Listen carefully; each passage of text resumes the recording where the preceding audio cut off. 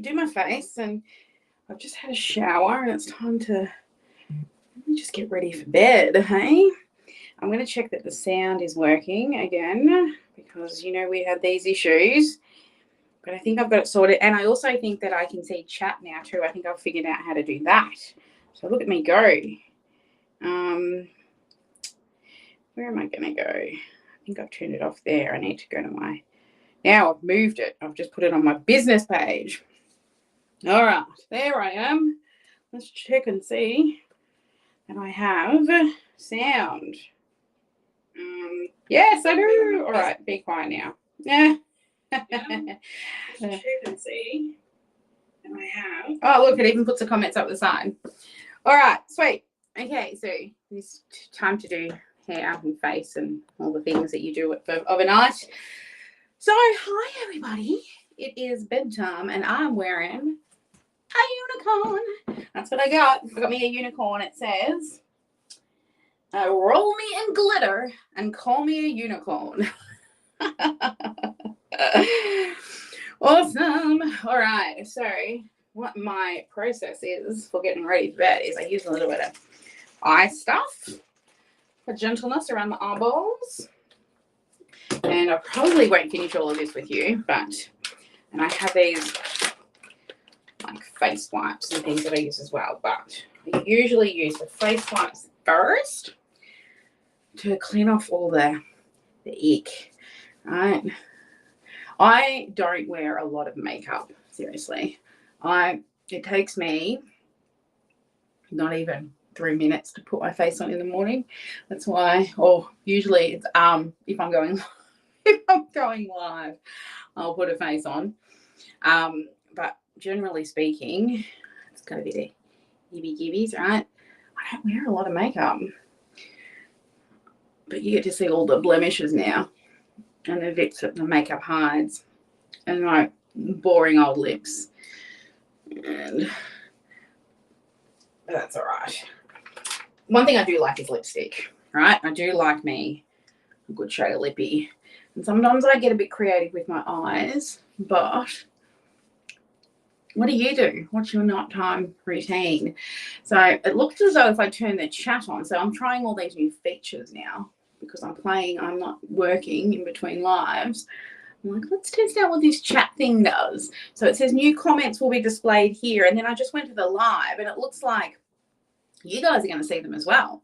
So if you're watching the live, comment so I can see them actually coming in. That would be nice to see if it's actually working. Just get all of the foundation off. So normally when I put on makeup, look, I've learned a bit over a little bit of time. I have learnt that you're supposed to put primer on first, and I can tell the difference now if I haven't put primer on my face first before I put this on. I use a lot of Unique makeup as well, but now look, see, you get to see all the Asian, because I've got Asian skin, all the sunspots and all the bits underneath, but we get to go to bed together. Slumber fun time, baby! And we have this end of the house to ourselves. So come and welcome to my sleepover.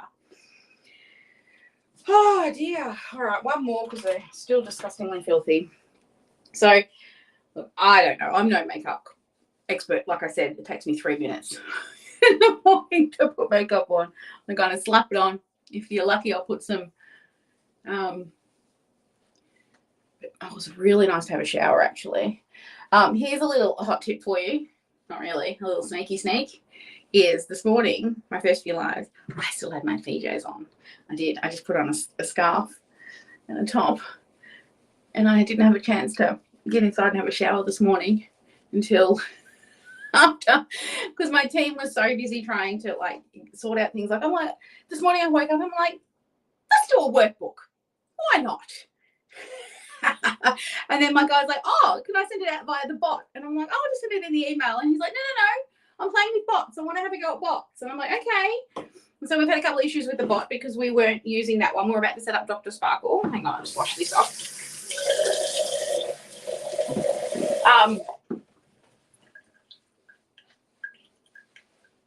And then, of course, internet problems and where am I going to stream problems and all the things.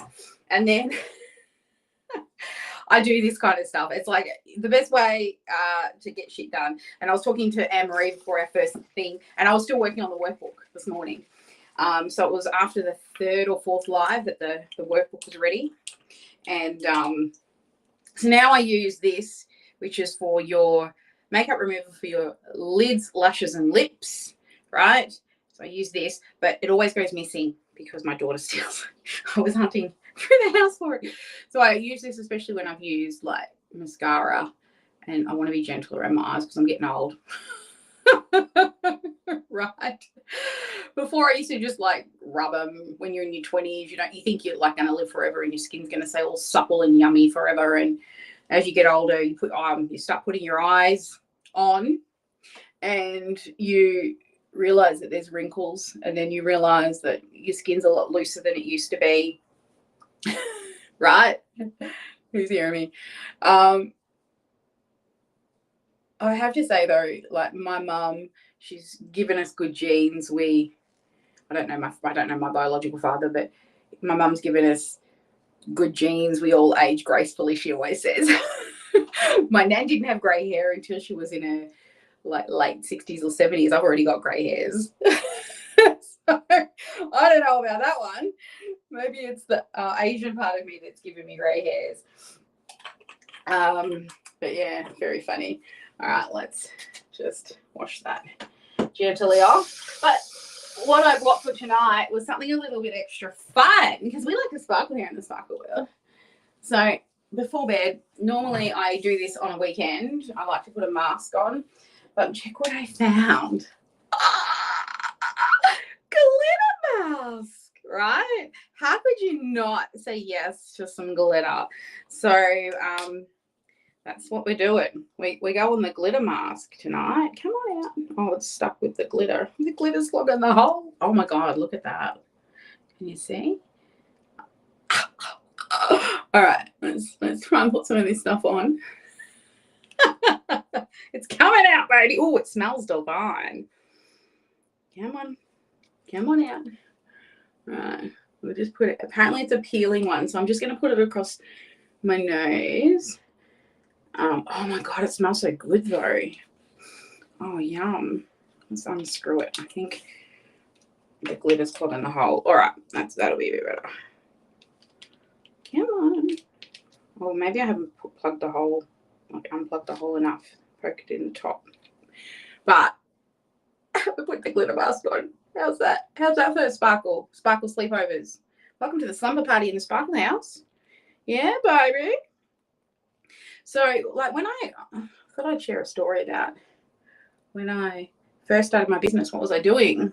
So, like I have always been an entrepreneur. Like, I might look in the mirror and not in the phone because it's back the front in the phone. When I was really young, we always did markets. Any other market people out there? We always did markets, and oh, look at sparkles.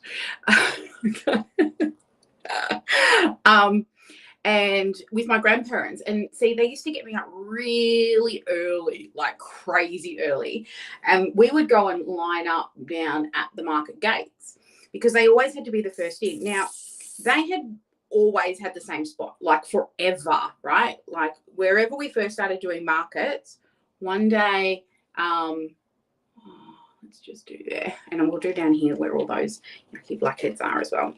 Oh, there we go. Now she's flowing. Yeah, get those little blackheads on the chin with some of that sparkle goodness. Okay. Oh, I see the comments are coming in. Woohoo! More of those, baby. Keep them coming. That keeps me entertained and help keep me awake. So they would wake me up really, really early to go down to these markets. And they had the same spot, like literally my entire childhood. But for some reason, oh, just dropped it. For some reason, they always had to be the first in the gate. Always, no matter what. And if we got to the market and there was somebody there before us, and like sometimes we'd be there at 4, 3, and if we got there at 3 and someone was there before us, we'd be there at 2 the next week. Like they were always going to get the same spot. because the people kept it for them. Even when they went on holidays, like half the time they wouldn't even fill their spot while they were away. And there was like this war over when Nan and Pa decided to no longer do markets, who was going to take their spot, because there were two people either side of them and they both wanted their spot. Anyway, so what would happen is we get down there really early and we'd get out all the plants from the trailer, and there was a plant table, because we used to go and travel a couple of hours up the road and pick up plants, and they had a nursery in their backyard. And Pa worked 2 jobs, and Nan looked after the house and put his socks on and put my socks on and made us breakfast and did all the motherly things. You know, everybody before me in my generation all were like stay-at-home mums. So I was the first person to, Mum worked, I think, for maybe a couple of years before she got married. But literally all of my people were parents or whatever, influenced women were, none of them worked out of the house. I'm not saying that that's a bad thing. That's what they chose to do. And so anyway, I would get down there. We set up the plants, and then we would do like a, like there was a knick-knack table where we pull out things that they purchased through various places. And Nan used to knit these dog jackets that people would come from all over to come and get these dog jackets, and because they were shaped, and she'd do them in footy colours. So for those in America, it's like football, like Aussie rules. So they're really, really popular. And then my dad had a business selling trailer parts and car things, and my pa would have a table for like the manly stuff on the table, and then we'd set them all up, and then there'd be hours to wait. So sometimes I would take the cushions off the chair and I would lay them on the floor in front of the gasoline heater. So remember those little ball gasoline heaters that turned all kind of like red? So I'd put the blanket down there and I'd sleep in front of that for an hour or so. And then actual normal people would start to arrive to set up their market stalls, right? So I'd wake up and it'd still be dark, and I would be walking around looking at everybody's market stalls. This is meant to dry, it says. It's still very tacky. Oh, it says 20 minutes. Oh, my Lord. Okay. Well, maybe it won't be staying on the whole time, because we'll see.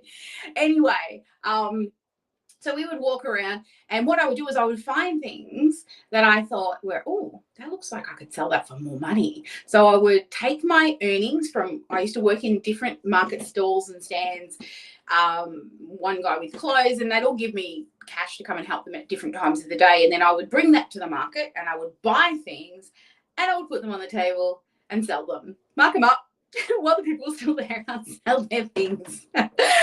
The best thing I ever purchased were these, I don't know if anyone remembers them from, I think it was the 80s and 90s. They were like braided bracelets, and they had like this little yin yang, like little clip on them.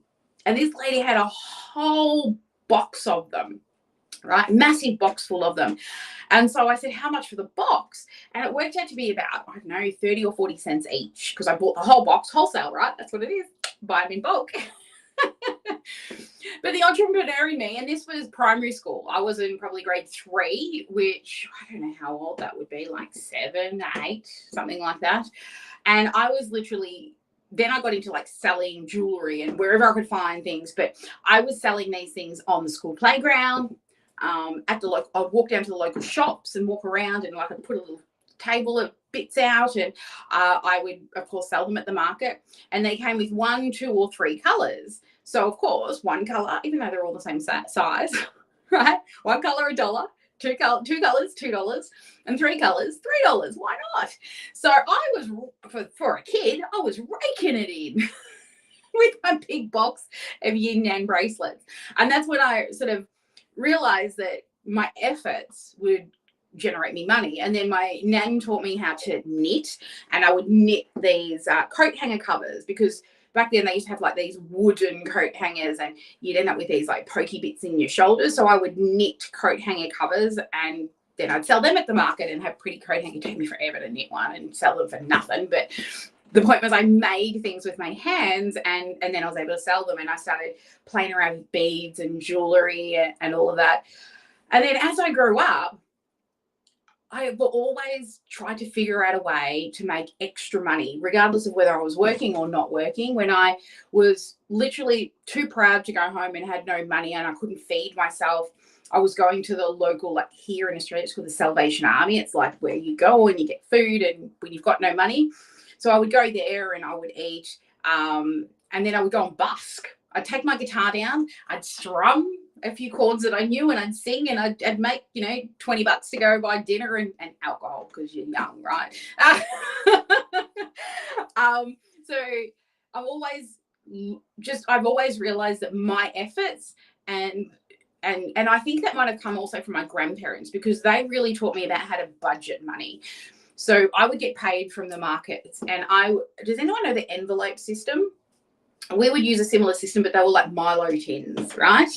And I would have a holiday tin. So I would be saving up for my holidays in that tin. And then I would have a bank account tin and then it'd get to a certain limit. And back then you would walk into the bank and you would hand your money over the counter and they would write how much money was in your bank account. And then they would write how much interest. It was like handwritten in a book, how much interest you had. And so your money was growing in the bank account and my grandparents were big in bank accounts. And back then interest was like 15, 16%. So not like now, which is like, I don't know, less than 1% or something crazy. And they did end up putting that into a term deposit for about 10 years. And it was getting that sort of 15% interest rate. Not that there was a lot of money in it. So we had a holiday tin, a forever tin, like a save for your future tin. And then I had I want to buy myself have fun tin and a gifting tin because you've got to give, right? You've got to pay it forward and all the things. So it was for buying presents for other people. And I still do that now. We don't have physical envelopes or tins anymore, but we use an app called Good Budget, which is literally the envelope system in an app.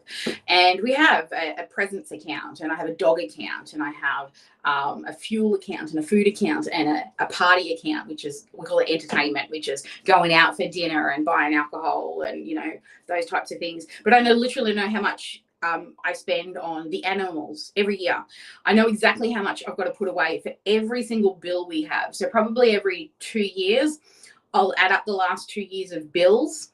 And what I'll do is I'll divide it by 12 and then I'll up it by about 10% because of CPI increases and stuff. And then that's how much I have to put away every fortnight to make sure the bills are paid.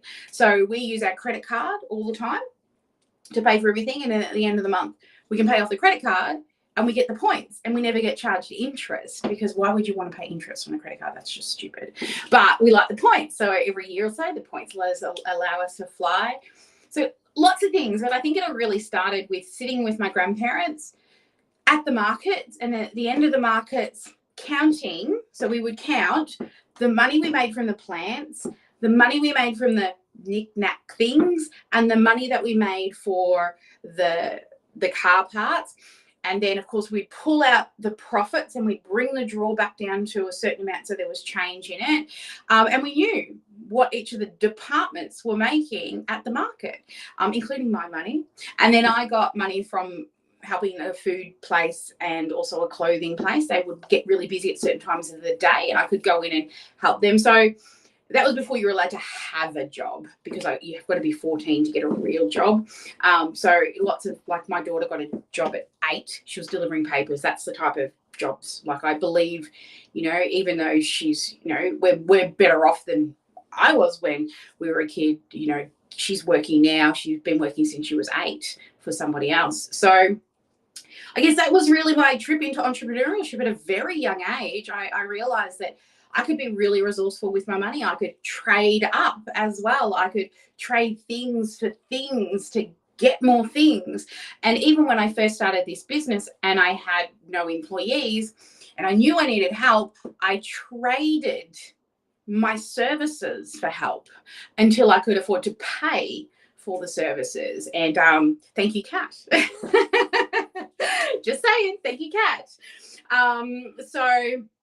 And then Kat did all the training and she really took advantage of that and also helped me when I had no money. So, I think, I don't know, that's my story, I guess, when it comes to being an entrepreneur. I mean, there's lots of other things I've done drop shipping, eBay stores selling, oh God, the chocolate molds. Oh my God. This is why Sally doesn't do mail. I do not do mail. I had the second largest chocolate mold supplier on eBay. My entire garage was full of chocolate molds because one day I sold one chocolate mold for about $25 and it cost me like $1. And I'm like, oh my God, people pay this much for chocolate molds. Let's start buying chocolate molds. No, it was a wedding chocolate mold later on. I realized after I was the second largest chocolate mold supplier, and you buy a chocolate mold for $1, you sell it for $2 or $3. You got to sell a shitload of chocolate molds to make decent bank, and it's so time consuming to package and post. So I now have this thing against postage. So anyone who's won a Sparkle Mail prize, know that you are on a list.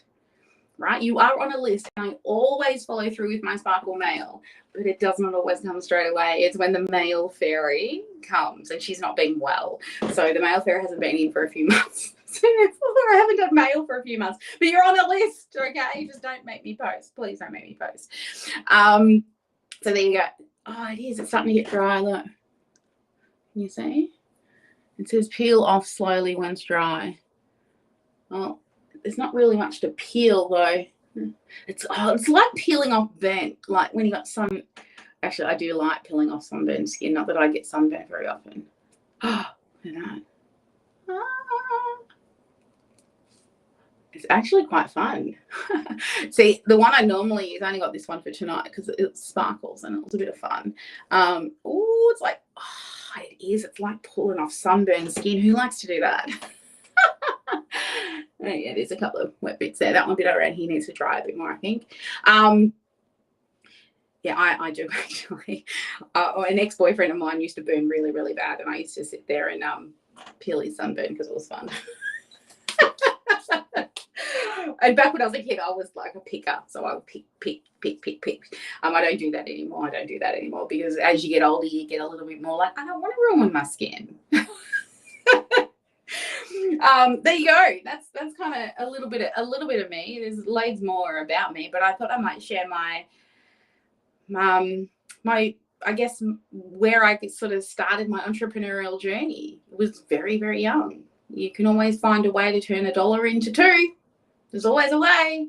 And there's always stuff like the bric-a-brac, the knickknacks, as I don't know if everyone calls them knickknacks, but the knick-knack table were just things we didn't want any longer, or friends didn't want any longer, and they'd ask us to sell them at the market. So I really learned that, especially when I started this business, and I would go through the garage and find things to sell to pay for my software and pay for my courses, because it's just stuff. It's literally money just sitting there collecting dust. So yeah, that's how I got this business up, was I would literally go to my wardrobe and sell things that didn't fit me anymore, or I bought and hated, and I'd go through the garage and sell. Like as Shay got older as well, I'd sell baby toys and all sorts of things. My husband was a hoarder. He's getting better, and he likes to collect stuff. That's why our shed's the same size as the house. All right, that's it. That's me. I'm going to go and let this finish drying and peel it off, and I think the next time I see you, I'll probably be snuggling in bed. So we're having a slumber party, baby. You coming over? You coming? Let's go have a pillow fight together. And if you need the clue, what is Sally wearing or whatever to bed? A unicorn. I'm wearing a unicorn because you've got to roll me in a glitter and call me a unicorn. All right, let's go pillow fight in bed. I'll see you at the top of the hour. Never let anyone dull your sparkle. And it smells really awesome. See you soon, guys.